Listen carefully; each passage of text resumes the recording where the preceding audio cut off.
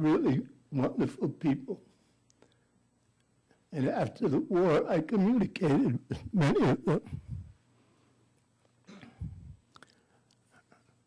When I was discharged from the Army,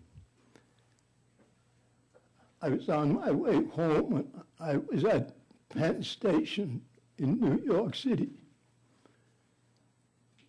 And I hailed a cab.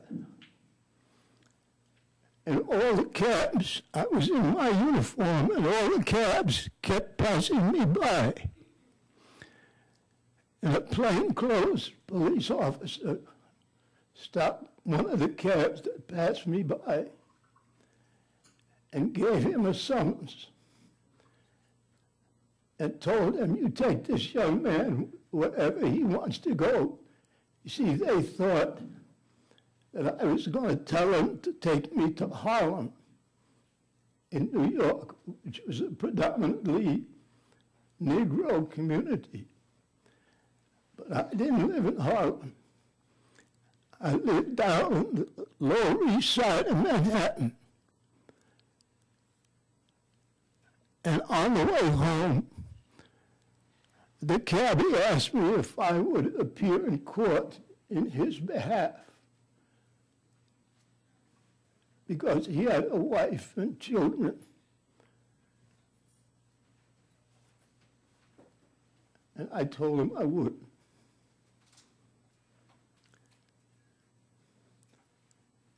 Remember the stories that you hear. And there are many, many books that have been written about the Tuskegee Airmen.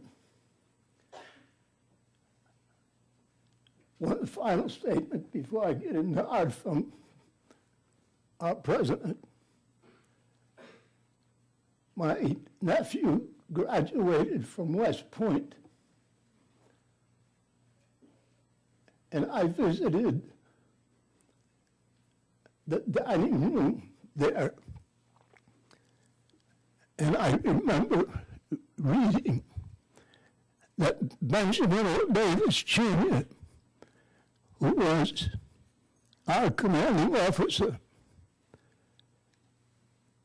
on weekends, when the cadets could sit anywhere at the tables in the mess hall, whenever he attempted to sit down at one where there were cadets, they told him there was no room.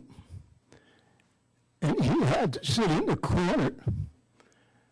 They didn't speak to him for 4 years, simply because he was an African American. But he stood up to that kind of thing and graduated 32nd in his class and became the first African American general in the United States Air Force. And there are many stories like that. A young lady asked me one time, "Why would you fight for a country that treated you like that?" And my answer was, "Hey, this is my country too." Thank you.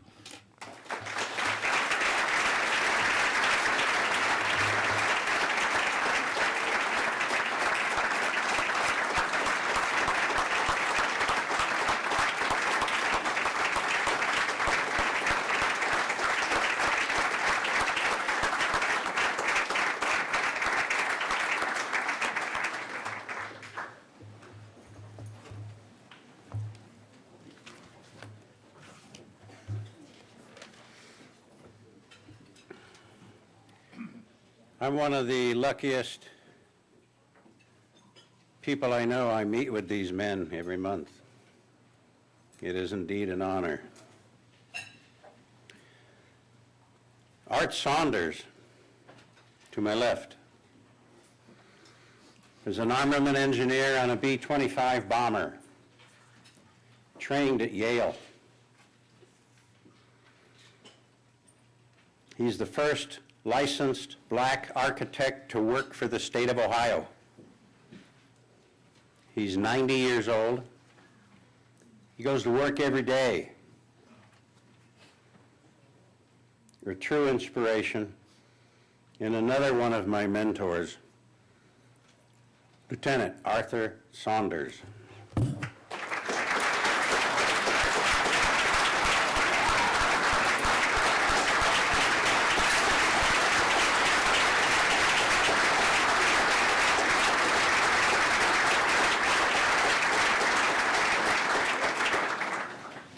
Good afternoon. Can you hear me? Great. This is a wonderful opportunity to be here. Secondly, because I was once a school teacher. So hopefully I will be able to communicate with you fairly well. Now, Roger has done an excellent job in general of representing what happened to blacks in the military during World War II, where flying was concerned. In 1941, I had a pilot's license, and I was teaching school, and the war broke out. Now, because of my background in training, in home training, I resigned from teaching school and joined the Air Corps. And while I was an interviewer and classifier, I discovered that there would be openings at Yale University for people to study engineering, armament, and very technical, for technical training. And I qualified. So I went to Yale University and received my commission. And I returned to the 477 Medium Bombardment Group. Excuse me. I would like to be very careful to bring to your attention that you have heard of the fighter group, the Red Tails. Many of you have. There was a bomber group, the 477 Medium Bombardment Group, and I was a member of that. Now, the 332nd was very successful in Europe, and they had the reputation of never losing a bomber that they were escorting to and from the bomb run. And of course they had some irregularities. But they were in a hidden base, and nobody knew about that, especially the members of the bomber crews who were constantly asking for the Red Tails to protect them to and from the bomb run.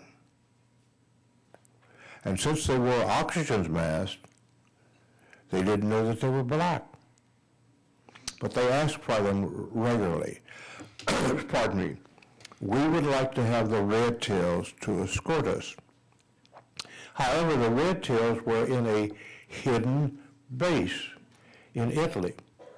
The Defense Department wanted to utilize the Red Tails, but didn't want anybody to know who they were, especially the white bomber crews that they were protecting.